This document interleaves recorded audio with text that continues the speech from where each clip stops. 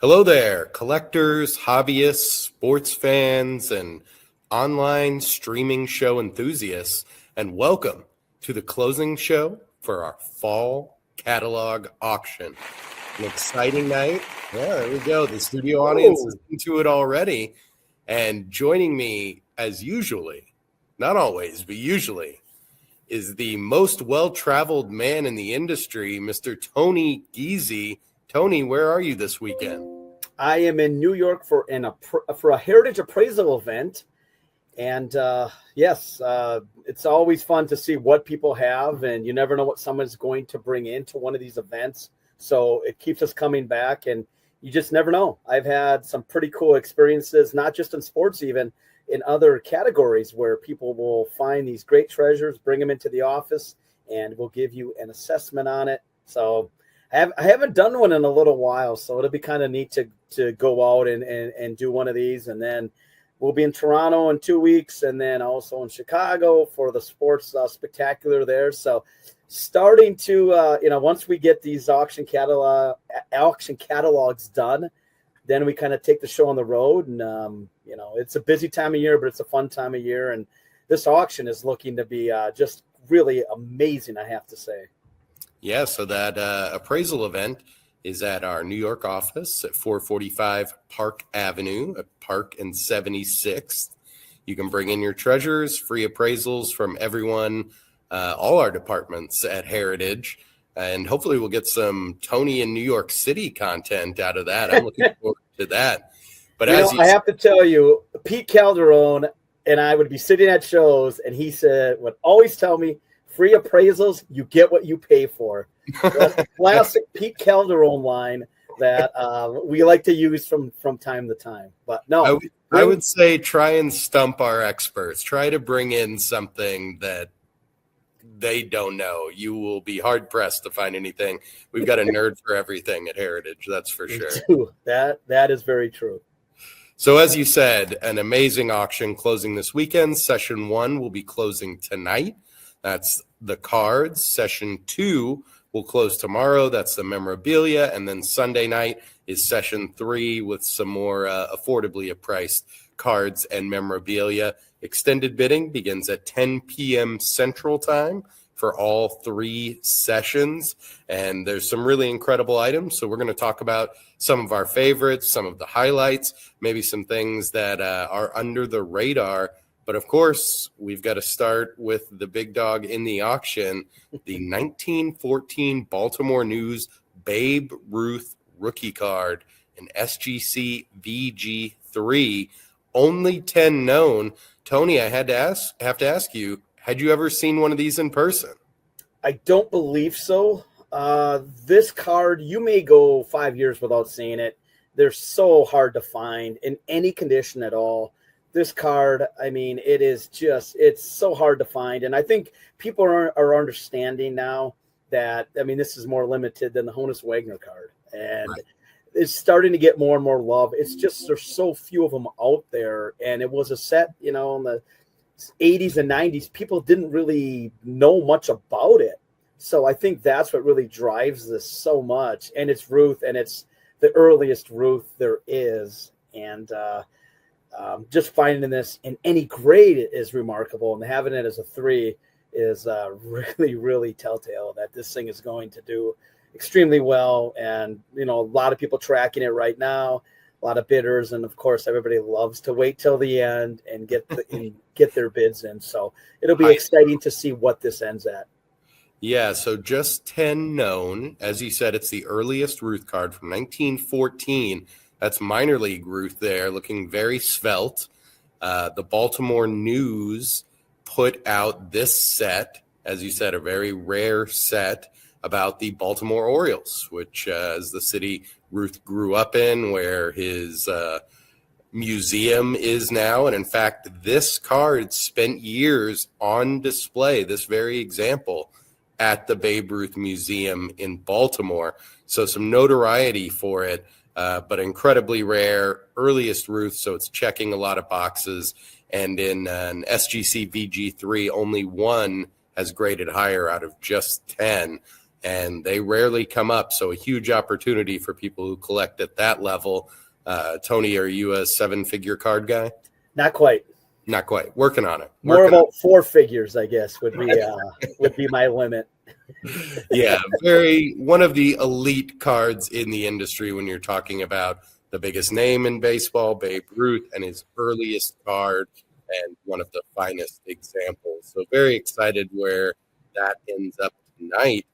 And also at the top of the charts, probably my favorite item in the auction, the Sandy Koufax game-worn and signed Los Angeles Dodgers jersey from 1966.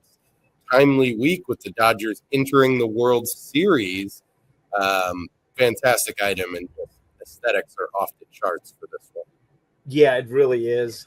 Anytime you can find a photo match jersey, it's very difficult to find these photo matched. And, and when you talk about Sandy Koufax, they showed him in the crowd in one of the games in LA. And I mean, he looks like he could still play yet. I mean, it's amazing. He looks like he hasn't aged in years. And that's a testament to early retirement right there, Tony. Yeah, exactly. We should think about it's going to work for NBC after that. Yeah.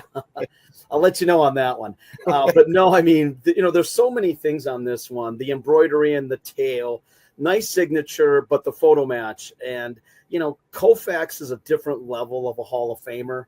There's Hall of Famers, and we have this conversation all the time. There's kind of, quote, lower level Hall of Famers. Well, Sandy Koufax is a guy that kind of, was just different altogether. You talk to people that got to see him in person, the curveball from, the way his curveball would just cut down the zone. What he did, he just looked different altogether. The way he pitched, the way he performed.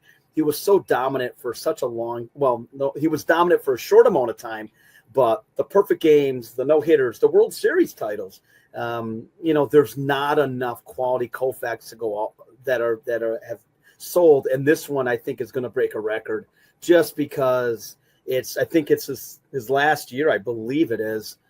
That's right. Talk about going out on top. This is 1966, Koufax final season. He won his third and final, of course, Cy Young Award, and he won the pitching Triple Crown that year, and then called it quits because of the elbow issues. And if you think of Koufax, you really think of him in LA. That's where he really was dominant. Brooklyn, he was kind of finding his way, finding himself. He was more of a situational pitcher when he was with Brooklyn, or when they were in Brooklyn. And, Los Angeles, that's where early baseball for Los Angeles. And I mean, my goodness, if there's one jersey to own, it would be this one. And there's just so many cool features on it. I love the fire engine red numbers, the underscored Los Angeles on the front. I mean, there's a lot of cool points on this. The big number on the back, their design is kind of timeless. And when you think of, the Dodgers in LA, you think of Koufax, and just a wonderful jersey in great condition as well. Not moth holes or anything like that, or repairs on it or anything. Just a gorgeous looking jersey that deserves to be in a museum or on a nice mannequin, because that's one of the nicest Koufaxes I've seen, and that's in the hobby. Tony always in the pocket of big mannequin lobby. He's got to throw that out. Try to get. Oh yeah, I love it. A game worn jersey. I love you. Put it on a mannequin, and you enjoy it, and future generations will really enjoy this, because again, it is just it's a gorgeous design. I love that. I love the Dodger jerseys. They really just stand out, and when you think of it, you think of Koufax, especially in the '60s, and it's a gorgeous, gorgeous shirt. Excited to see where that ends up. Tony, let's talk some football cards. Yeah, there was this one here really surprised me that there's only one higher than this. Otto Graham won championships galore in the All-American Football League in the AAFL in the 40s and 50s. They dominated. The Browns dominated to the point where the league actually kind of went into the NFL because they just dominated to such a level. But it's a gorgeous card, and we talk about these all the time. These Bowmans, even those early tops, the backgrounds on these. You got the clouds, you got the sky, you got the green, there's just such a classic design on these 40s and 50s football cards. And this one here, I just absolutely love. And it's Otto Graham, one of the greatest winners of all time. I know a lot of people today talk about Brady and this and Brady that, but when you go back to the ultimate winner, from the earlier days of football, it would be Otto Graham. And this one is just stunning. Great centering, great corners. And, when I was looking through the list of items in this auction, I was really surprised to see that there's only one higher than this one. And tough set. It's a very tough set. You've got centering issues as you do in all these issues, but also, there's just a lot of pitfalls on those early football cards. And this one here is just really stands out in my opinion. And if we talk about that one, then we'd be remiss if we didn't talk about the other 1950 Bowman Otto Graham in the auction. We have a signed example of his rookie card, which this was the first one I saw in person. Vintage signed cards have really taken off. And, this is one of the coolest to 75 years old and a great autograph from Graham on there. 9 auto, which you could say maybe even leaning towards 10 on that one. You make a great point on the autograph. And as a collector, what I love, it's got a vintage autograph. And not that one signed in Sharpie isn't as cool, but having that vintage autograph, especially where he placed it right dead in the center, this one is just it's stunning. It really truly is. And I know diehard collectors out there that if it's felt tip, they want ballpoint. They want to have the pen that was used back during that time period. And that one, again, it's just a gorgeous looking card. That autograph perfectly placed on it. And, that vintage signature really, really stands out in my opinion. Yeah, one of the coolest signed items in the auction. We have some great signed vintage cards and modern cards, but this one definitely caught my eye. And I know, Tony, you've been itching to talk wrestling since we started, so let's get to it. This has quickly become the holy grail for wrestling collectors. We broke the record, or we set the record with 133,000 on this Hulk Hogan. We did card. both. Yes. And this is kind of the, for wrestling collectors, this is considered Hulk Hogan's rookie card. And yes, there are issues earlier, but this is kind of the mainstream one that was literally, it was a mail away. I think it was $5 to get the set. You had to mail away for it. They were shrink wrapped. So right off the bat, a lot of these were damaged, and kids played with them and didn't always take the best care of these. And, Hulk Hogan is considered the greatest wrestler of all time, kind of made it more and more mainstream than it's ever been. And this one here, we're continuing to see this one kind of appreciate in value. And it's Hogan. It's his rookie card in a PSA 9. And you've got a lot of interest in wrestling now. It's taken on a much more worldwide audience than it ever has before. And that's going to continue to happen. And I think this card, there's just not enough of them to go around. And, people talk about, what's the next big thing? I think wrestling has proved to really had a lot of good staying power right now. And Hogan is the guy. We've seen it with the memorabilia. We're seeing it with the cards. And I think this one, especially with the hologram, the Baker hologram on there, is going to help it a great deal. And it's a wonderful card. Yeah, there's always been a very passionate group of wrestling collectors, but I think as guys from our era, are reaching a point with a little more disposable income and looking to strike at things that are the nostalgia from their childhood, that group of wrestling collectors has really expanded in the last 10 years or so. We've seen that with the prices, but also with how much material is coming to auction.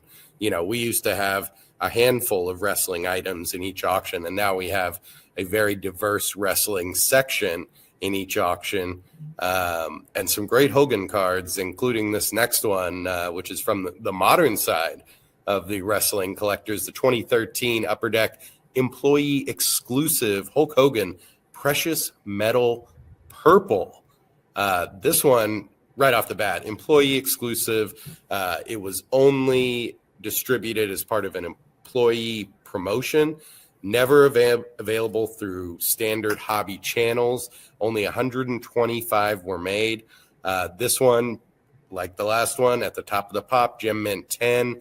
There's only 4, and those precious metal cards have really started to catch the eye of collectors.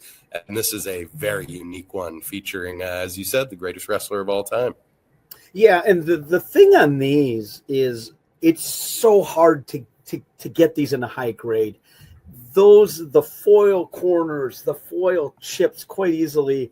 And right off the bat, a lot of these were damaged, and you're starting to see a lot of the 90s and 2000s inserts now appreciate in value, and we're seeing it with some of the Michael Jordan inserts.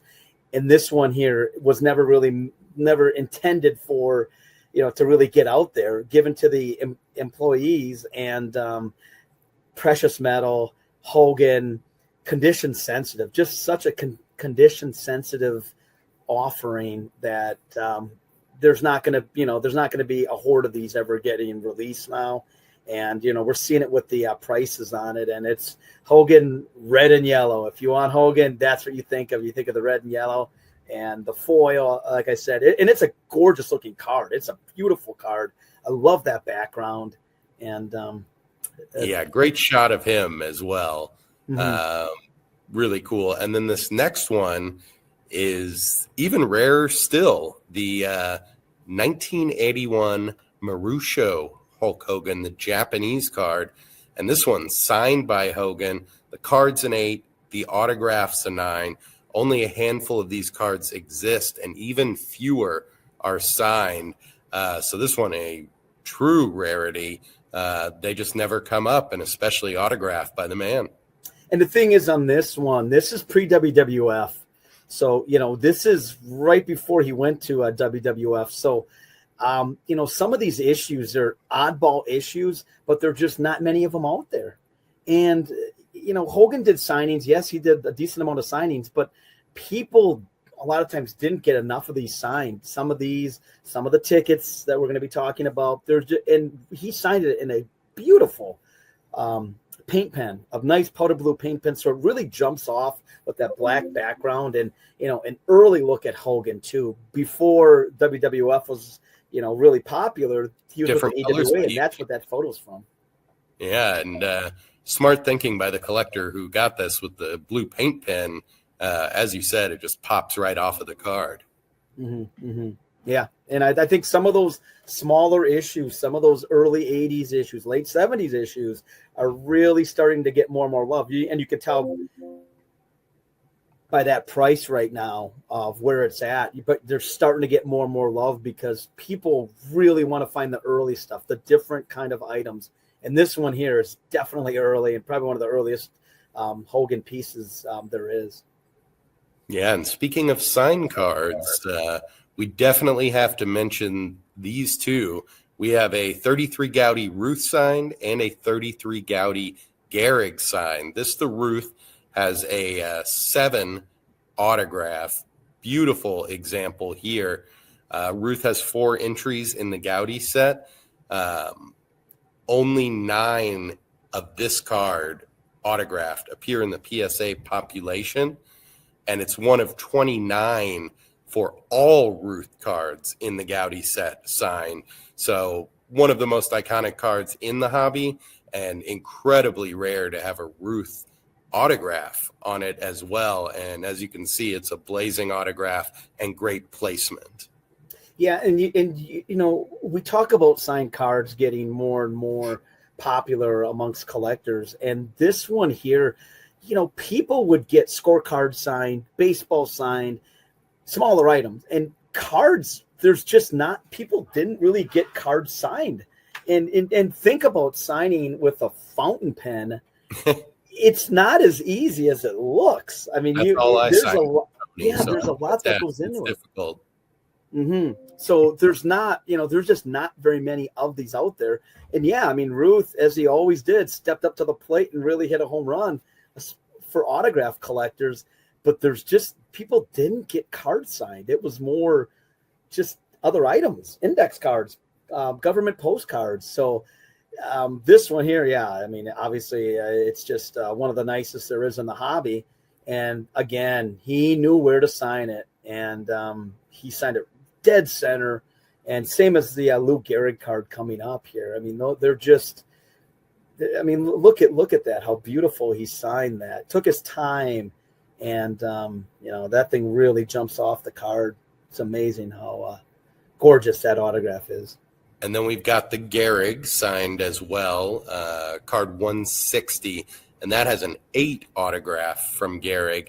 Same as the Ruth, put it right in the middle, great location. This is one of just 5 examples of this card autographed in the PSA population. And then the Gehrig 33 Gaudy number 92 has 11 signed examples. So all Gehrig Gaudis, this is one of just 16 signed. And it's one of those things where there's not going to be a bunch more being discovered. So a real Gehrig rarity. And what I really like is that Ruth's signature is going up this way and Gehrig's is going up this way, almost like they did it opposite on purpose. Just like on the baseballs, Ruth got the sweet spot, and poor Lou got pushed off to the side panel. You're right. Totally different, and here's a good example. But you never see these, so to have both the Ruth and the Gehrig signed in the same auction is really spectacular. And I mean, that's as far as Ruth and Gehrig cards, those are. I think the best that they made were of those cards, those Gaudy cards. Again, they're just so beautiful, great backgrounds. Both are swinging a bat, which they should be, and they're gorgeous cards right off the bat. In the autographs, they didn't disappoint one bit. I mean, those are pretty bold signatures for that age. I mean, almost 100 years old. So just amazing. Yeah, and, you can see both already at big numbers, and I expect some more fireworks tonight given the rarity and popularity. And then this one I love, which we've sold once before from the Black Swamp find. I think that was about 12 years ago now. But it's the E98 set of 30 Ty Cobb from 1910. And this one an SGC 10. So when the Black Swamp find was discovered, there was only about 700 E98 cards known, and that discovery pretty much doubled the known population.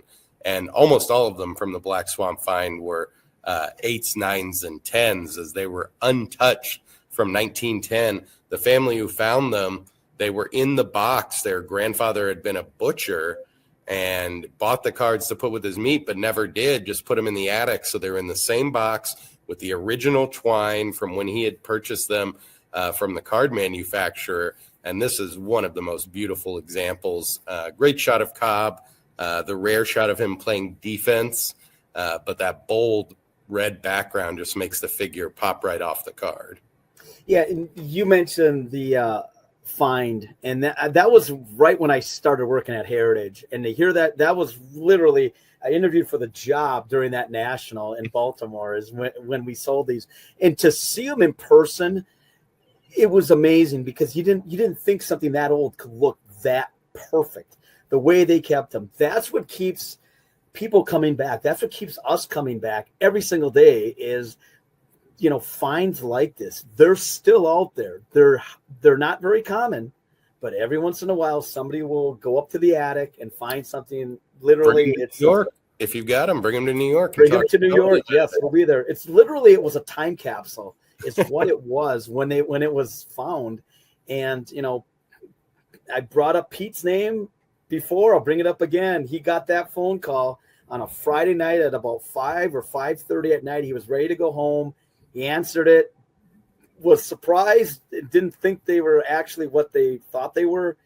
And he was surprised when they FedExed photos of them. And then it turned into this. And, that's one of those things that kind of changes the whole hobby when something like this gets found, especially of that high grade.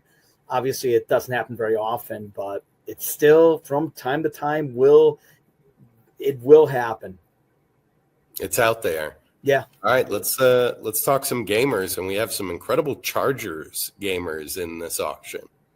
Yeah, when I saw these come in, they really stood out, and the one that really I thought was pretty cool was Drew Brees. Yeah, we know Drew Brees is a Hall of Fame quarterback, mainly associated with the New Orleans Saints, but he did begin his career in San Diego, and kind of was an afterthought. He had shoulder surgery, and it didn't have the biggest arm, wasn't the biggest guy, and people kind of didn't really think much of him, but he transformed into a Hall of Fame quarterback. And this one here, 2003 game used in photo match to 6 games, it's just a wonderful jersey. And there's so many selling points on these Charger jerseys. There's the memorial patch, and you've got those gorgeous Thunderbolt lightning striping patches that kind of really make the shoulders jump a bit more. Drew Brees, one of the all-time greats, signed it perfectly in the back, but photo matched to 6 games, one of the nicest early career Drew Brees jerseys that you could ever find. So that one I really, really liked a lot. And while we're talking Drew Brees, we also have the Rolex he bought his first week in the NFL in this auction. So cool early Brees piece there. But yeah, I mean, collectors love those Chargers jerseys. Every era, they've got great aesthetics. But this one, yeah, an early Brees. And then, of course, the Charger icon, Junior Seau, one of the gamers from him as well. Yeah, I saw this one sitting on a rack in our office here. And, when you think of Junior Seau, one of the great linebackers of all time, you think of heavy use. This one's got heavy use. Hit marks, repair, just got everything. It's when you think of a football jersey, that's what you think of. It's got the 40 years patch. And the thing I love about that patch, there's a little powder blue sprinkled into that patch. When you think of Chargers, that powder blue is the first thing that comes to my mind. And I love how they incorporated that into that 40 years patch. But just a really high quality Junior Seau, heavy use, photo matched, repairs, hit marks, everything. Even the shoulder numbers, look at how brought in they are. Even the tail, it's got kind of a real short tail, customized, photo matched, hit marks, everything. Just a great Junior Seau representation. And Seau on the Mount Rushmore for Chargers players, no question. Absolutely. But great Chargers collection. We also have a LaDainian Tomlinson Chargers gamer, an Antonio Gates, and some great 70s Chargers sideline jackets. So Chargers heavy auction, and I like it. Yeah, absolutely. Some of the nicest Charger memorabilia game used items that I've ever seen. And again, when you see all that at one time, it really it's amazing. And just quality items. If you're a Chargers fan or just a football fan, these are some of the nicest in the hobby. And great uniforms across the board on the Chargers. So bidding's still going on. Extended bidding will begin tonight for session 1 at 10 p.m. Central Time. So you've still got time to get bids in for session 1 and, of course, session 2 or 3. We're going to take a quick break and then come back and talk about some more highlights. But let's dig a little deeper into that 1914 Baltimore News Babe Ruth rookie card. Hello, this is Joe Orlando, Executive Vice President at Heritage Sports. The story of Babe Ruth embodies the American dream. It began with a classic tale of overcoming childhood adversity to eventually become the most recognizable name and face on the planet, due to Ruth's seemingly superhuman baseball feats and magnetic personality. While so much of the Sultan of Swat's chronicle centers on his rise to stardom with the Boston Red Sox and New York Yankees, one cannot tell his whole story without rewinding the clock a bit further, before Ruth ever stepped on a big league field. In the world of collecting, there is only one card that predates the days of the curse and the called shot, capturing Ruth before he became a legend, the 1914 Baltimore News rarity. In fact, this relic is so scarce that it makes the T206 Honus Wagner seem common by comparison. With only 10 known copies, which can be found with red or blue borders, it is several times tougher than the hobby's most famous tobacco card. Yet, this elusive grail features the sport's biggest name. It is a rare combo indeed. Even though Ruth spent very little time with the minor league Orioles club before being sold to the Red Sox, this is where the nickname Babe was allegedly born. Due to his age and inexperience, his teammates dubbed him Babe, and the rest, as they say, is history. Ruth was only with the team for a couple of months, but thankfully, long enough to be included in what started out as a limited series to say the least, eventually becoming one of the white whales of the sports card collecting community. As an added bonus, like the icon it features, this specific example is somewhat famous itself.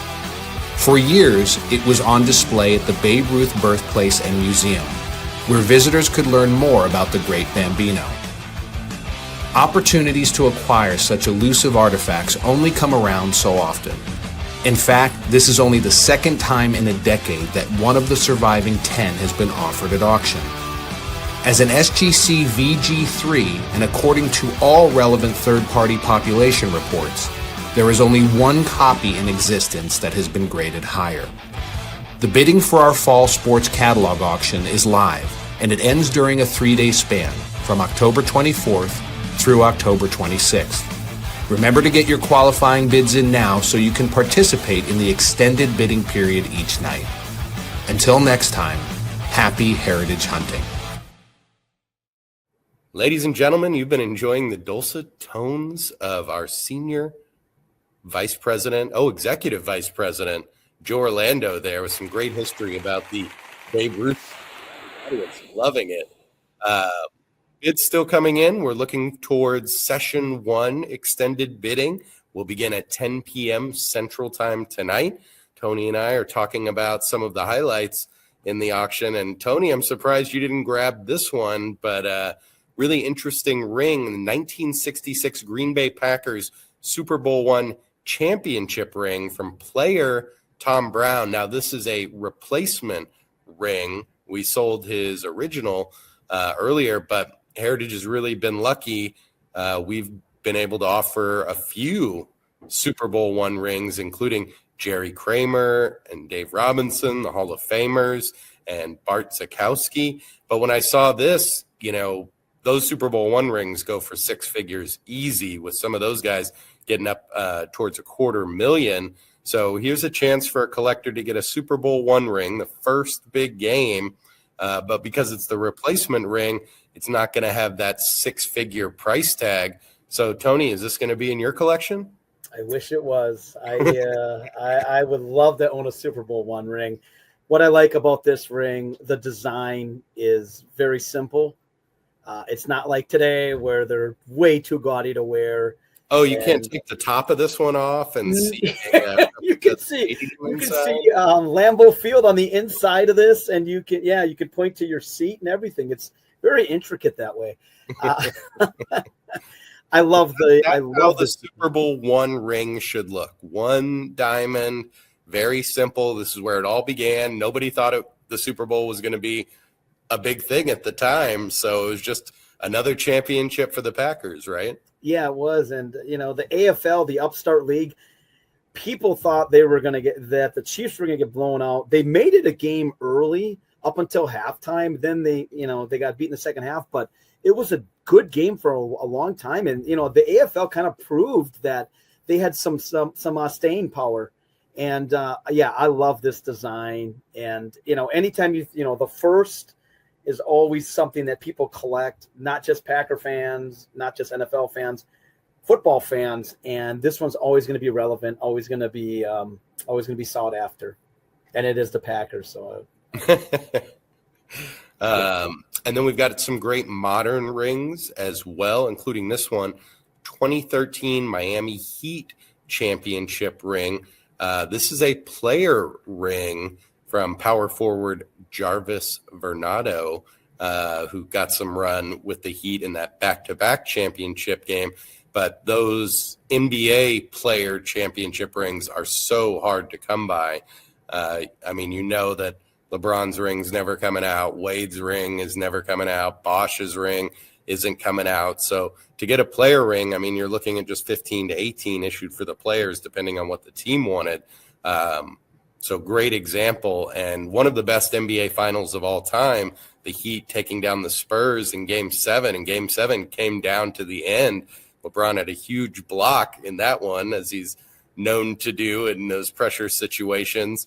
But to get a back-to-back Heat ring from that's just like LeBron's, essentially, in Wade's, great opportunity for a collector. And it's not over the top. It's not, it's not too gaudy. That is a very attractive ring. And I love the two Larry O'Briens, the name. I mean, it's not like they are today. It's not too over the top. And I mean, the Heat, my goodness, what an organization. Pat Riley has taken them to the next level and is still around, and they're still a pretty formidable team. And, this was always going to be special because it was LeBron winning his second title with the Heat. And that was the series. That was the series where Ray Allen hit the shot right in the corner in Game 6. Correct.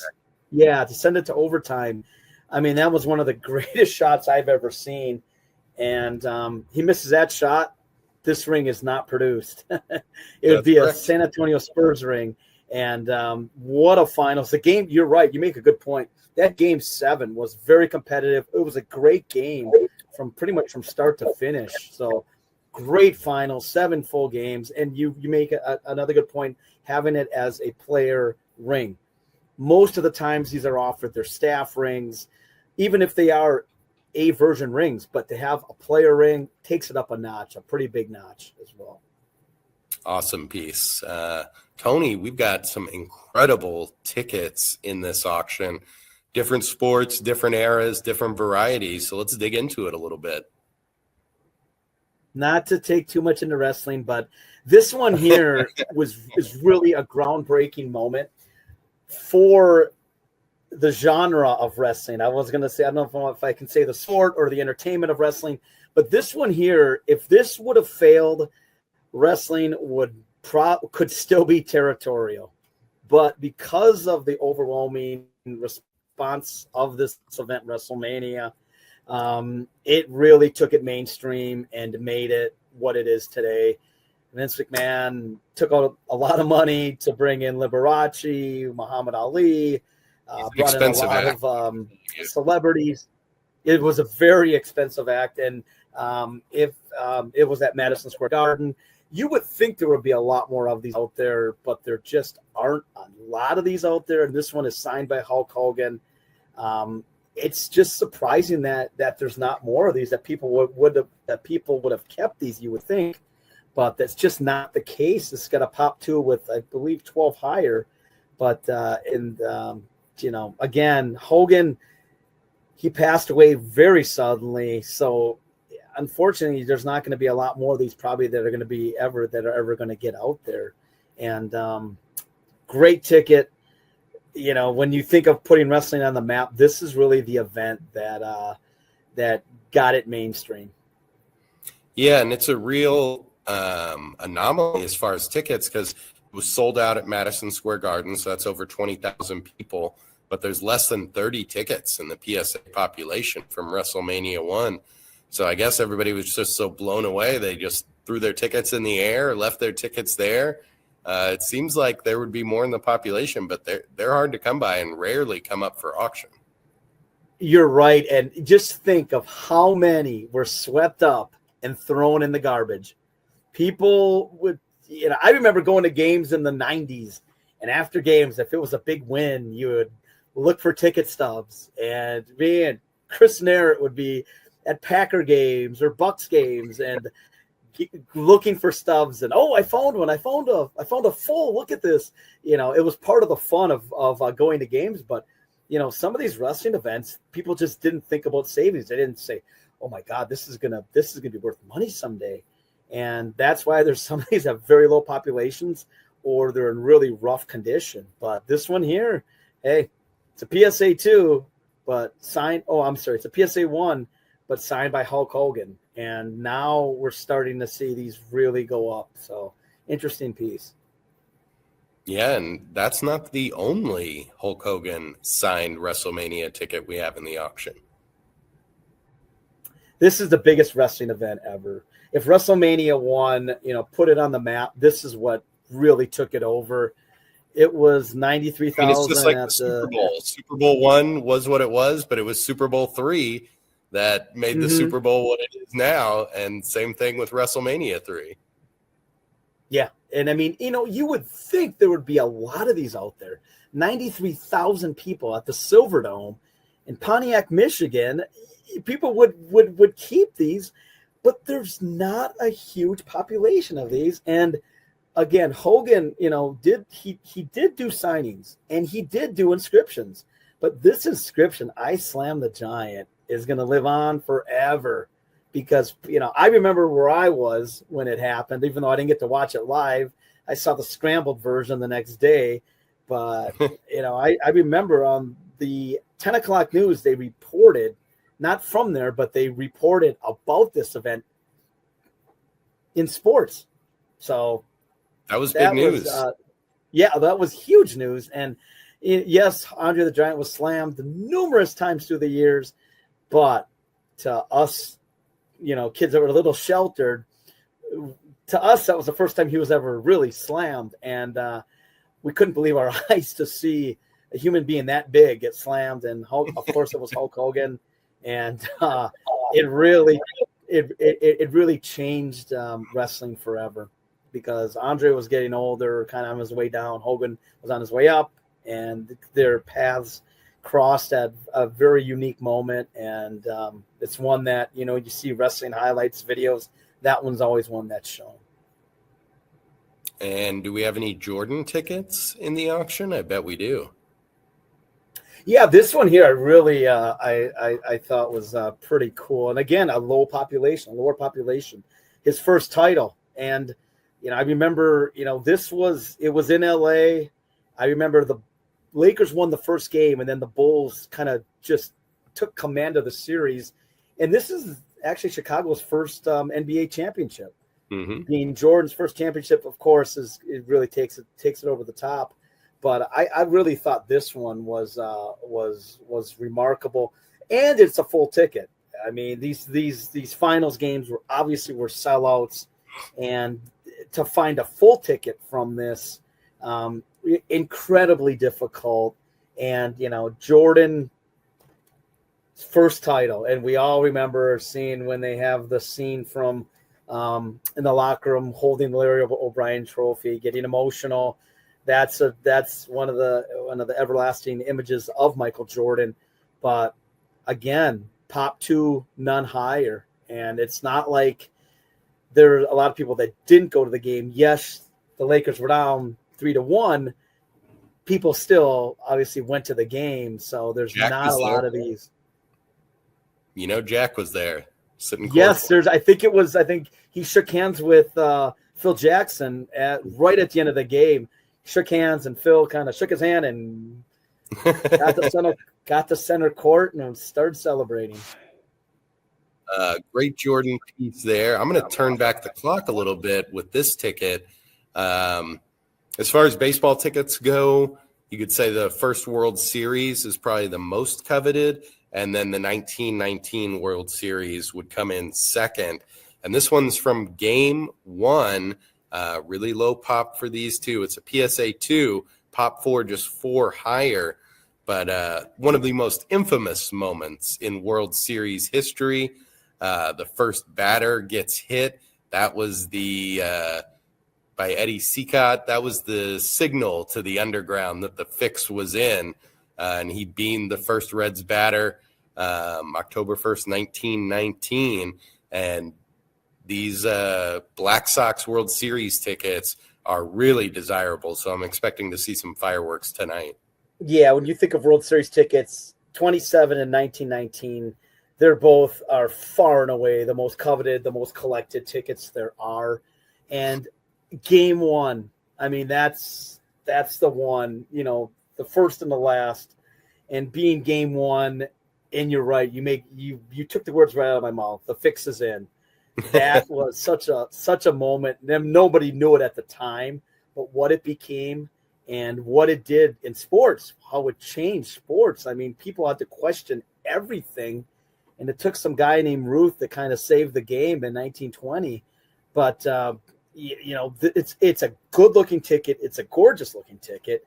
And, of course, you got the 1919, the game one. And, I mean, that's a game that could have taken down the sport, literally. And, as far as World Series tickets goes, that's one of the holy grails. And we'll never see gambling closely tied with sports because of this. Even though probably FanDuel's sponsoring the World Series. They are. DraftKings has a few spots during the games, but this was like a shock to the sporting world that an athlete would do that. So huge piece. There's only 30 stubs from this game in the PSA population, and nearly all of them are authentic. This one in a PSA 2 is a Pop 4 with just 4 higher. And then talk about top of the pops important tickets. This one here is the 1979 Wayne Gretzky NHL debut ticket stub. This ticket was there in Chicago Stadium when the NHL changed forever, when the Great One played his first NHL game. And this one, mint 9, pop 1, none superior. This is the finest Gretzky debut ticket stub that exists, and it's going to find a new home tomorrow. Yeah, this one here, we've sold them in the past, but not anywhere as nice as this one here. And there's just, again, you would think Wayne Gretzky, he was a big deal his whole career. It was like Ohtani, people were waiting for him to get to the NHL. Yeah, I mean, you would think there would be more of these out there. But this one only 18 in the PSA population. And I think part of it is that it was the Blackhawks. So, it was in Chicago. Were they going to hold on to the ticket because some other guy came in and beat them? And Gretzky got his first assist in this game, which he still has the assist record. Ovechkin passed the goal record, but I don't think anyone's ever going to get that assist record. So his first NHL assist was in this game as well. Yeah, and the thing on this one, yes, it's a very low population. A mint 9. When I heard about this ticket, I was very surprised, because usually when you see this ticket, it's a 4 or 5. Right. People will put them in their pockets or put them in their wallets or put them in the program, or the ticket taker could have ripped it, could have damaged the corner. I mean, this one here, there's not going to be more of these getting out there. I don't think there's going to be a 10 that's going to ever surface, or even another 9. So you want the best of the best. That is it right there.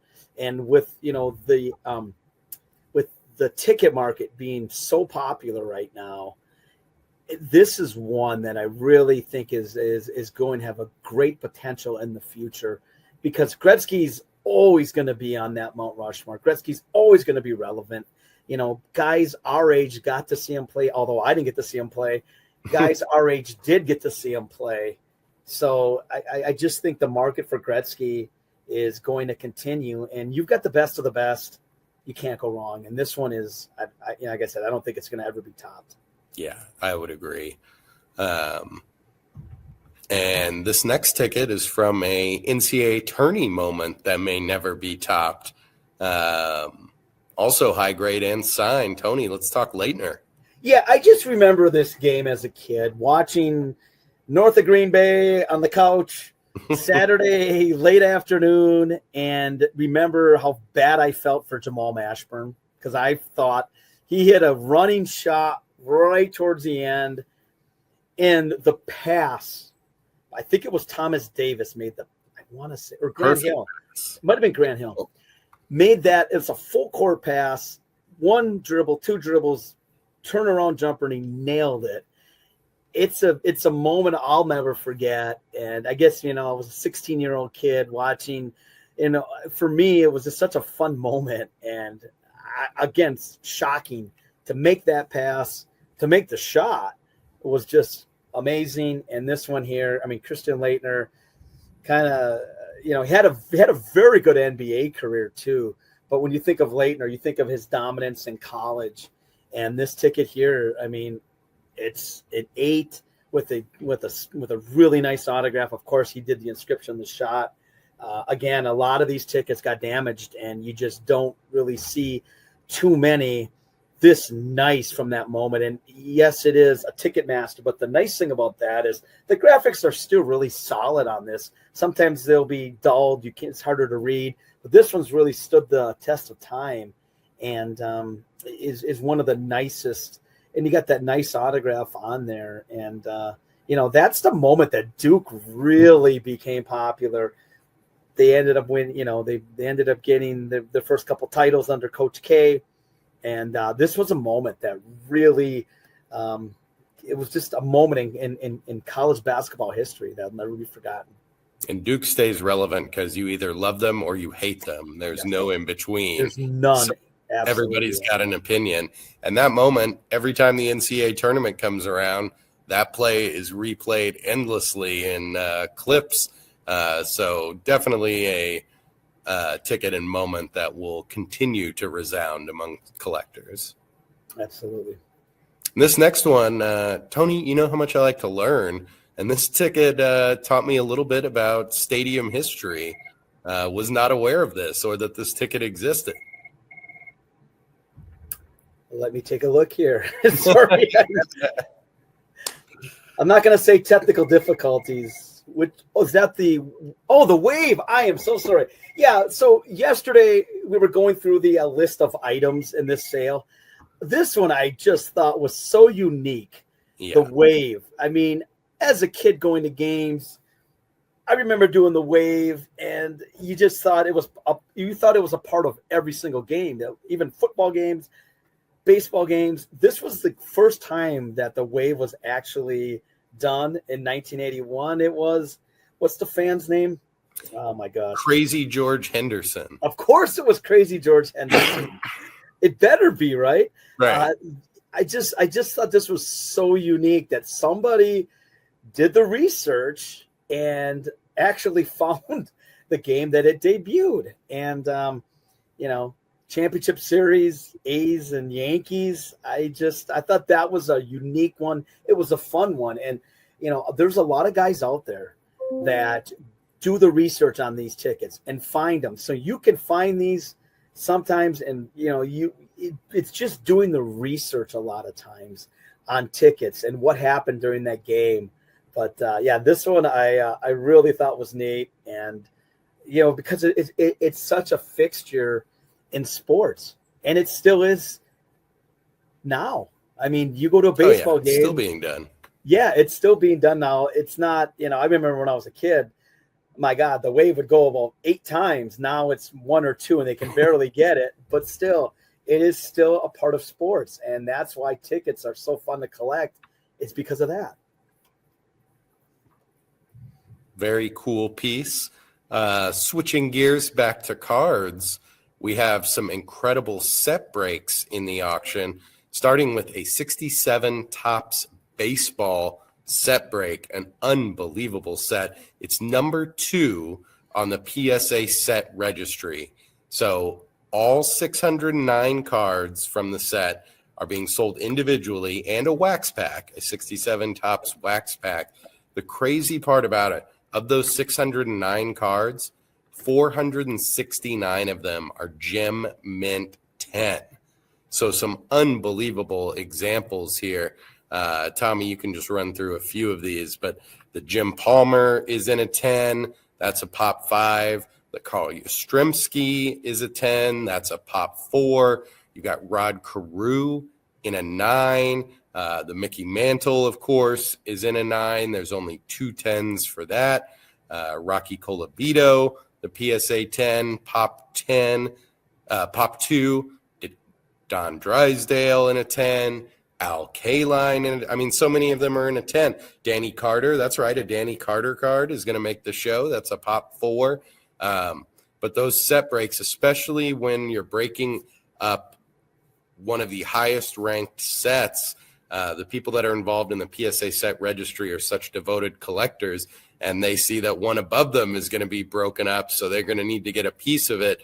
So you're going to see some great prices for, of course, the Hall of Famers and the stars, but there's always some surprising ones from lesser known cup of coffee guys that are just low pop cards, and the 9s and 10s rarely become available. So that's what's going to be happening tonight. So be looking. Some of the greatest battles are on the commons, and it continues to surprise me how guys, it'll be the guy you've never heard of, but it's a low pop, and it'll go for a crazy number. It's a beautiful set, first of all. That's 67 is just, it is a beautiful set. I love the colors. I love the borders on these things. There's just a lot of really cool points on this set. And yeah, I mean, to find high grade on any of these cards is not easy. There's not cases of these being opened or anything like that. It's great photography on these. It's a clean looking. I love how they have the team name on the bottom of the card, the facsimile signature, the action shot. It's 67. A lot of guys, when you talk 60s baseball, that set takes a backseat to very few, I would say. And great images, love the color. And yeah, I mean, so many of these have low pops. And for, we've had conversations internally, so many times that, people are just going to want the Hall of Famers. No, people want, high grade commons. And I'll be at a show and guys, we'll bring up sometimes we'll bring up some high grade commons, and they go for big numbers because there are not many out there. Some of these low pops are getting record numbers, and they're going to continue because there's not going to be more of these. You mentioned Danny Carter right there, $4,001 right now. That's got to be a record for Danny Carter. It has to be, and I'm sure Danny Carter's. There's going to be quite a few tonight that'll have, $6,000 or $7,000 results, even some 5-figure results that you're going to say, I've never even heard of that player. How is that an $8,000 card? And it's because these high top tier PSA set registry, you think about all the time and effort that goes into putting one of these that could be number 2 on the registry. And then now the decision to break it up, it just becomes a feeding frenzy. Yeah, it's fun to watch because like you just said, there's always a surprise or two like, who? Why did they get that number? And it's fun to watch. And that's what, there's some of and we have more than just the 67 set. We've got a number of sets in this auction and coming up in future auctions. So, a lot of people have, are putting their high grade sets in the auction now. And like I said, it is fun to watch because you just never know. And speaking of which, another great set break in this auction, the 1977 Topps Star Wars set. We are breaking the number 4 set on the PSA registry. Non-sports sets have really skyrocketed in interest and value. And you can see right there, the creme de la creme of this set is card number 1, the Luke Skywalker rookie card. This one in a PSA 10. So PSA is graded over 4,000 of this card, and this is one of just 9 in a 10. And when you talk about a valuable intellectual property, Star Wars is right at the top. It's something that cuts across generations. And I've talked to a lot of collectors that didn't collect non-sports cards, but they've started to get into it. And the Star Wars one is obviously one of the most popular. But, you've got Luke Skywalker in a 10. You've got my favorite card title, Space Pirate Han Solo in a 10. You got Princess Leia in a 10. Almost all of them in the set are a 10. R2-D2 is a 10. You've got also the Harrison Ford as Han Solo. That's in a 10. Ben Kenobi's a 10. R2-D2's a 10. C-3PO's a 10. Really incredible set. Yes, the C3PO error card is included in this as well. The one that everybody gets very excited about. That is here, but an incredible. I was waiting for some line from you, and I knew you had something, in the reserves. Okay. Yeah, that card just pops up every now and then, but not in this high grade. But one of the most popular non-sports set, and I think there's going to be a lot of activity in that tonight. Part of the set, the bulk of it is tonight in session 1, and then the rest of it is in session 3, real voluminous set, so we split it up. But some great set breaks going down and being scattered amongst the collectors. But Tony, let's talk about one of the I just want to say something. That set pulls at the heartstrings pretty hard because I remember buying, mine was more Return of the Jedi, but I remember buying those as a kid. And my God, you bought the storybooks, you bought the cards, and, just seeing these really nostalgic, that for our age demographic is, that's one. It is really important to all of us because that was a great time of life, and you're a kid with the figures, which are starting to really go crazy now, and the cards. And yeah, you mentioned, that Luke Skywalker card being the first card in the set. People would rubber band them. Mm-hmm. They would, they would make sets. Exactly. And that's just a card that is tough to find. And those blue borders, they would chip easily. Obviously production wasn't, they were cut, lining up, cutting them and that kind of thing. So, centering they didn't pay too much attention to it. And it's a very attractive looking card too. I mean, it's that set with those borders, they're beautiful, and it really brings back some good memories of growing up and collecting these as a kid. Yeah. And a tough set, as you said. It is. The production wasn't the highest quality, although the design is fantastic, but very hard to find high-grade examples. But they're going to find new homes tonight and Sunday. And speaking of high-grade examples, Tony, you picked a good one here, this 62 Topps Clemente. Yeah, the 62 set, when I was a kid, the 87 set was obviously junk wax.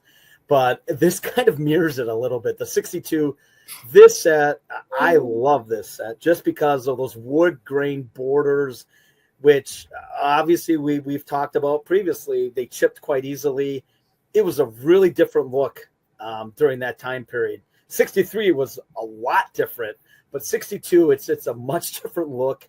I just love this set. And Clemente, he just moves the radar. He always has. He always will. I was pricing out his some high grade cards of his, and it's really shocking to see the price of Clemente compared to everybody else. Yes, Mantle moves. Mantle is Mantle, but this, he is just different. He was a guy who was a trendsetter, played the game at such a high level for his whole career, and unfortunately passed away very early. But I love that 62 set. It's just a gorgeous looking set, and that card really stood out to me. Yeah, incredible example, and only one higher. No surprise, another one of a very difficult set to find high grade examples of. But I love that portrait of Clemente on the 62. And this next one you've got, Tony. A modern card that was huge, took a dip, and now is kind of coming back. Yeah, this one is, I collected this as a kid. I didn't have the Tiffany set, unfortunately. We had the regular Topps issue. And back in 98, when I was in college, I got back into collecting. And this card was, the holy grail of cards. The Tiffany. Hard to find this one centered. A lot of print dots on these cards. This one here, the Topps Tiffany, people always say junk wax era. This is not. The Tiffany, I believe, we're limited to 5,000 sets. And it's got that really colorful green background, not the dull regular Topps. It's kind of almost like a glossy finish to it. And, this card, we're starting to see the 90s and early 2000s, those sluggers are starting to get more and more love now. Sammy Sosa's back in good graces with the Cubs. Mark McGwire, it was such a good it was a feel-good time period for baseball fans, especially after the 94 strike. We really have seen a lot of growth in the quote steroid era sluggers. And this card here has got a special place in a lot of people's hearts, the Mark McGwire card. And I love that Team USA, the goofy looking kind of pillbox style hat that they wore. This is a great image. And the Marlboro in the background. Yeah, I love that Marlboro advertisement in the background. It's it's a card that resonates with a lot of fans, a lot of baseball fans that, were kind of put off in the mid 90s, got back into it in 98 with the home run chase. That card is got a very special spot for all of us. Yeah, very cool.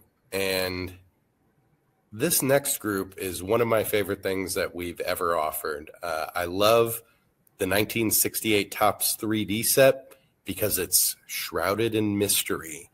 So in 1968, Topps was experimenting with 3D technology and were thinking of making a set.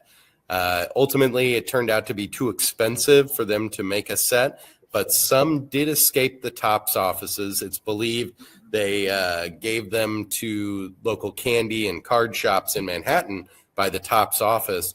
But there's about 1,000 examples in the combined PSA and SGC pop reports.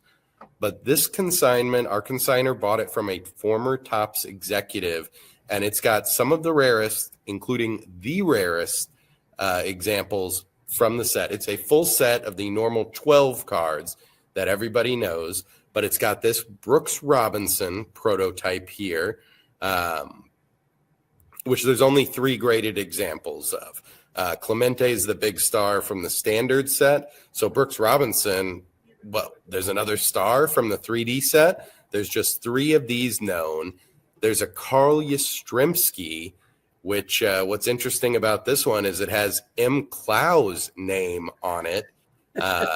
There's only 2 of these known. And then these next 2, this one, Captain America. Tony, did you know there was a Captain America in the 1968 Topps 3D set? I did not know that, and I also did not know there was a Bart star with Yastrzemski's facsimile signature on it. These I have never seen before. You see, are the only known examples. Known examples. It's unbelievable. You see the one. Clemente is the one that you'll typically see, sure, and that's the one you associate when you think of this set. These other ones you never see. I've never seen these before. So anytime you've got, new discoveries or ones that nobody knew existed, it brings out a whole different level of bidder, and it'll be fun to see what these sell for. I could see these going crazy just because they're unique, they're different, and they're a little oddball, which is kind of fun in our hobby. Well, they were experimenting with it, and none of these were supposed to ever reach market. We had a big comics auction here at our home office in Dallas on Friday. The Keith Frome collection of comic art, which was remarkable. But I was showing this card to some of those comics collectors, and some of them were familiar with the Topps 3D, and they'd never seen this before because nobody's seen it before. And then, Tommy, if you move on to the next one, Bart Starr. Yeah, there was a football card, but it has Yastrzemski's autograph. We saw that Yastrzemski on the Yastrzemski card, it has M. Clow's name. So they weren't really worrying about quality. They were just experimenting with the layout and the effects. But here's evidence that they were thinking about expanding the set past baseball, because the standard 12 is all baseball players. But the Captain America and the Bart Starr are the only known examples. This collection, of course, includes the Clemente, which is the most popular one. But there's also another football card, Tucker Fredrickson. You a big fan of him? Of course I am. Who's not? And then 2 soccer cards. You've got the Kane card and the Sardi card. So Topps was thinking about going full-blown multi-sport, non-sport with this set. They were experimenting with it. The only time I've ever seen the Fredrickson, the Kane, and the Sardi is not long ago a album sold that had a bunch of these 68 Topps 3D and then the Kellogg's 3D cards, and it had those 3 cards in it adhered into the album. But these are the only times I've seen them out of an album. But unbelievable collection, and one of the most mysterious sets, and really these new additions are just adding to the mystery, you might say. Yeah, when I saw that Bart Starr card, I almost took a step back. I'm like, wait a second, why would there be Yaz's facsimile on a Bart Starr card? That makes no sense. But yeah, they were kind of mixing and matching and seeing how things looked. And again, they weren't intended to get out. They weren't really, people didn't think, oh my God, this will be worth money someday. And, it's something new that nobody knew even existed. That's such a cool part about this whole collection is nobody knew these existed probably other than the guy who kept them from Topps, which was going to be a smart move. Absolutely. And he probably thought they were nothing valuable either, just some work project that he took home and happened to hold on to. Smart worker, smart guy. I'm interested to see if it's a sports collector or comics collector that wins that Captain America one, because it's a 1-of-1 Captain America card, but it's from a very popular, usually baseball set, but really unique one there. And then I also want to mention we have some great dual cards in this auction, pairing some legends, and these were 2 of my favorites. First, we have the 2015 Upper Deck The Cup premium hockey product, and this is the Wayne Gretzky and Connor McDavid scripted swatches duel. So I love this one because you have the 2 Edmonton Oilers, the greatest to ever do it, and then their current superstar autographed game-worn patches. It's a Beckett 9. That is a top-tier dual hockey item there. And then along the same vein for football, I saw this as a Cowboys fan. I wanted to bring up the Broncos because they had such a great game against the Giants this weekend. But this is the 2024 Panini Donruss Optic John Elway and Bo Nix. This is a downtown duo dual card, but another one where it's 2 legend, the legend and then the new star from the same team. And I just love the aesthetics on this one. The Pandora Prism rookie, just 25 made. This is number 12, and it's a PSA Mint 9. But a cool thing if you're buying into the new superstar, and of course you love the old hero, but there's a few cool dual pieces in this auction. There's also a Donovan McNabb, Terrell Owens, if you're a fan of that team, which I'm not, so we're not going to talk about it. But some nice options in the auction. Yeah, no, we're not going to talk about what I like. What I like is you're right. I mean, you've got McDavid and Gretzky together.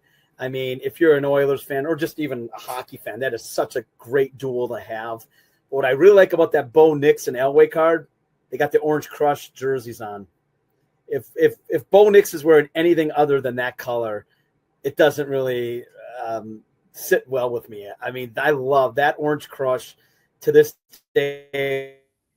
Like the powder blue of the Chargers, it is such an iconic look, and a lot of fans want to see him go back to that because it is just, such a great color combination. And yeah, Elway and now the next guy, Bo Nix. Yeah, that's just it's a really neat card, and obviously you've got the mountains in the background. It looks great like design. So, pretty apropos for Denver, Colorado. All right, we talked about set breaks, but we also sell near and complete sets, and this is an amazing one that you pulled out, Tony. Yeah, the 55 top set for its time Bowman. was a really unique look with television becoming popular and everything. This one here is really unique. It's the 55 Bowman near set. And again, I always say this about these. It's a labor of love putting these together. Some of these autographs are a big challenge to find. Obviously, some of the guys died a little bit younger than others. And some of these, you're just not going to find. And, you've got your Mantle, you've got your Aaron, your Berra, Banks, but then you've got like Cal Hubbard, who is the only man in the Pro Football and Baseball Hall of Fame, went in football as a player, as an umpire in baseball. And then you've got some of the challenges, some of the guys who died in the 70s. So it's, putting this together is very time consuming, but it also keeps people coming back to shows, looking online, trying to fill that set, find that one guy you just can't find. And I mean, I love the way the Mantle, I love that maze, but then you've got some of the guys, some of the ones that are ballpoint as well. I mean, even like Elston Howard died relatively young. To find this card signed by him is a big time challenge. So I love the set. I love the look of the set, and I love the idea of collecting autographs on cards. Back then was not very common, and even some of these umpire cards, that's their only card, and they're Hall of Famers. So great looking set, unique idea, and I just thought that one really jumped out to me. Yeah, I mean, that's like a lifetime of work you can get in one bid right there. Yeah. Getting all those signed cards together. Unbelievable. Oh, quite a challenge. One unique one I definitely wanted to mention here, a rarely seen set, but we've had a few come through in the last year or so. The 1951 Topps Connie Mack All-Time All-Stars issue. Before the last couple of years, we probably sold maybe 24 of these cards, but we've had quite a few crop up. But in my opinion, this is the most important one that exists. This is the Babe Ruth, the most important card from the issue.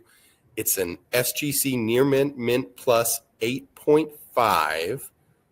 And it's a pop 2 with none higher. And even in the PSA pop, there's none higher than an 8.5 of the Ruth card.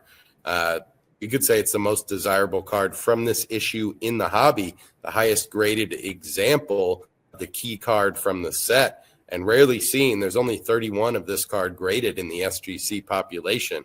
So a real Babe Ruth rarity that came out after he died. Yeah, I mean, when you think of Topps, you think of 1952.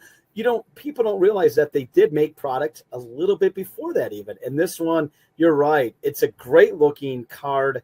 The graphics are amazing. That red background just really makes the photo jump out. And it's Ruth, and it's an 8.5. These weren't standard size. They're a little odd as far as, so to find these in high grade is extremely difficult. And this one being Ruth, being actually their first ever issue. That's right. Topps for baseball.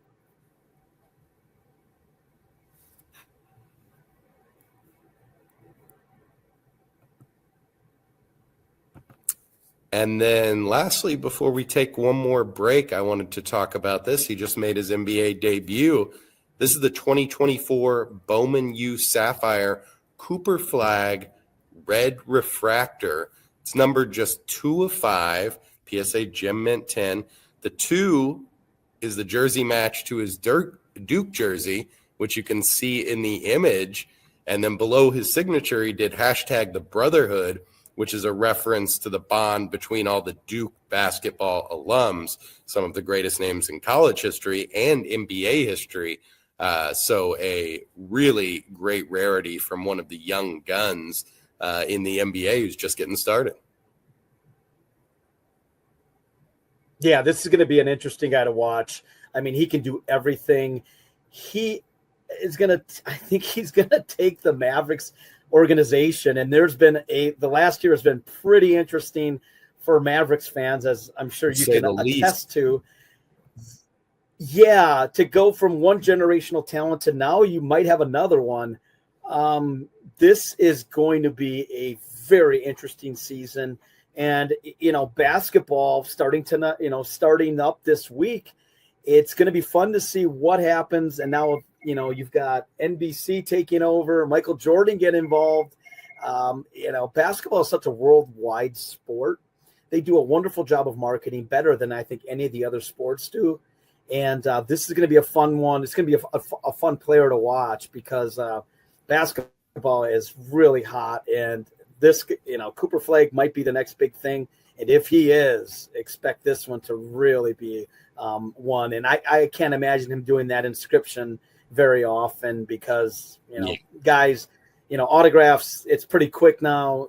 Inscriptions, unless they're being compensated pretty heavily, they don't do them. And that's one he probably only did for that product. So it'll be fun to see how he does. And if he does well early, look at this one as a remarkable card. And it's Duke as well. I mean, there's a lot of Duke fans out there. So a lot of times people are like, well, I don't really know if I want the college card. The college card is a little bit different. And because it's Duke, it's gonna keep that relevant, I think. I agree. So we've got about 40 minutes until extended bidding begins for session 1. So you've still got 40 minutes to get bids in for session 1. We're going to take a quick break and then come back and talk about a few more items. Tony, did you know we are about to sell the AMC Walking Dead collection? I know you're a big fan. I'm going to find out about it, I guess. There's just so much going on at Heritage you never get to know. But it's an incredible auction of the props and costumes from the entire series.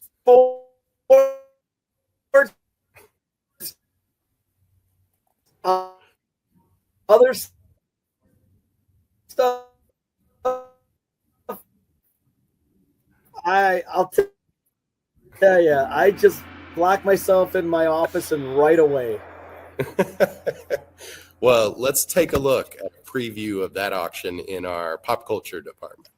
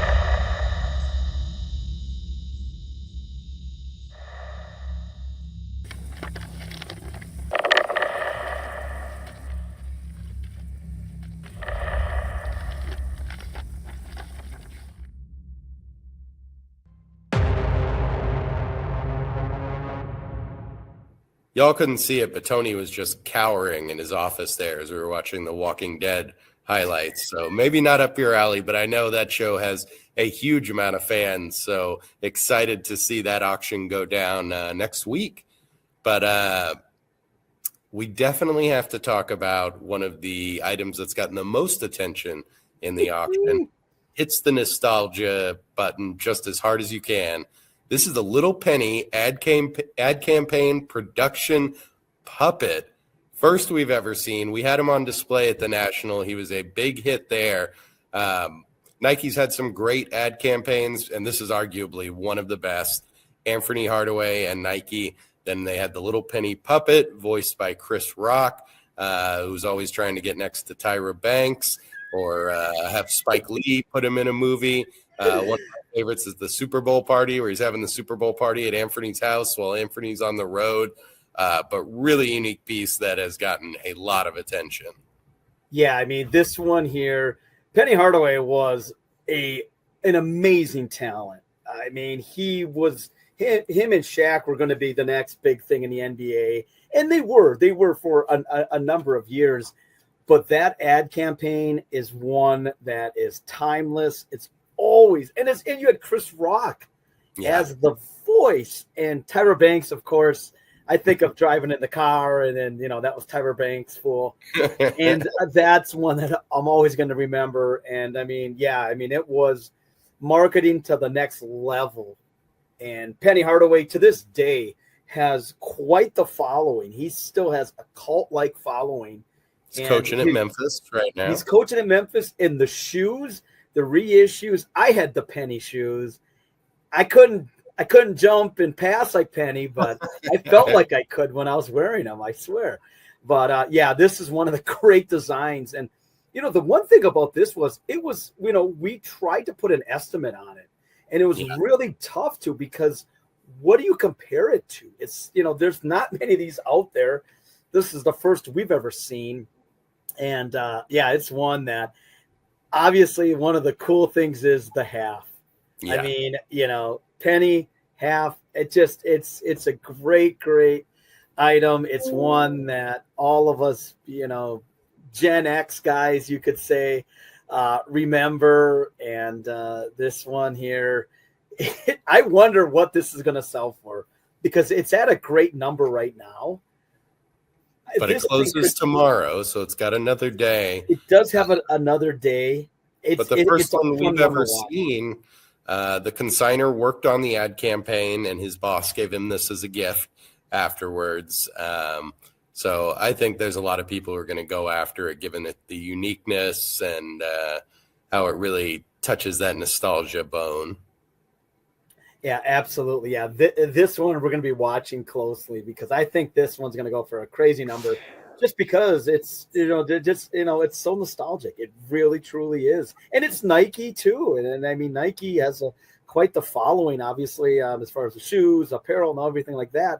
But this one here wasn't something that they just made 30 of or 100 of. It's kind of a one of one, or one of very few. It is numbered, isn't it? There's writing on it? There is markings on the back, yes. Mm-hmm. But, first one that's ever come out. So I would expect it's going to post a good number, and someone's going to be very happy to display this at their house. But, Tony, for your last item, you picked one of the most unique items in the auction, too. I love this one. I mean, you can just imagine encountering Michael Jordan. This probably had to be in Chicago, is my guess. Sure. Motley Crue flyer, no less. Michael Jordan signs this, and he gives his phone number. So who knows who owned this? I just think it is one of the more unique items. And, we've seen, and I think we've all seen since The Last Dance, the Michael Jordan market on autographs has just grown exponentially. It really, truly has. For the longest time, Jordan autographs weren't terribly expensive. Now, after The Last Dance, he's not doing many signings. And if he is doing a signing for Upper Deck, it is really, really pricey. This one here had to be at a record store, had to be at a record shop. I'm sure they're there. They encounter Michael Jordan. And what do they have? They grab the only thing they could find, and it's this beautiful Motley Crue promotional flyer. Jordan signs it, and leaves his phone number. The nice thing about this piece is, it's not like it's like an upper decks autograph. This is a period 1987 full name signature. I wonder whose phone number that is now, because that is so ungodly cool. My guess is Jordan was listening to Girls, Girls, Girls, perhaps, and the phone number is related to that, but who knows? I wouldn't have pegged Jordan for a Crew fan, but you never know. They were quietly popular at the time. Yeah, they were. And I just wonder, who owned this thing originally. You got entertainment, but you also have sports, and you kind of got them intertwined on this one. When you talk unique, one of the more unique pieces that in the is auction, this so is it right there. So 80s. Absolutely. And it's, you can just picture Jordan maybe walking around in a record store and somebody coming up to him, I'm assuming a female, asking for his phone number, or Michael just offering it up, I guess. perhaps. Yeah. Definitely. One of the more unique pieces in the auction. But as we said, some incredible items finding new homes this weekend. Session 1 closes tonight, and you got a little under 30 minutes before extended bidding begins for Session 1. Session 2, the memorabilia, will be tomorrow, and then final session is on Sunday night. Over 4,200 items spanning the 1880s to 2025 even, all sports and non-sports, set breaks, sets for sale. It is really a varied auction, so a little bit of something for everyone. We want to give a huge thank you to our consigners for trusting us to represent your treasures. And we have, definitely. Oh, look at that. So tame and quiet. Production has gotten a lot better through the years, hasn't it? Man, we used to do videos. Now we even have an audience. And as Tony said, he'll be at the appraisal fair in our New York office. We've got shows coming up in Toronto and Chicago. Tony, what's the best way for people to get in touch with you? Tony G at ha.com. 214-409-1997 is my direct line. And call me. We'll talk the hobby. We'll talk about shows. We'll talk about the state of the hobby. We're here to help. And you can reach me at mikep@ha.com or just message us on any of the Heritage Sports social media platforms. I run those and happy to talk there and do appraisals there. And good luck to all the bidders tonight and happy collecting.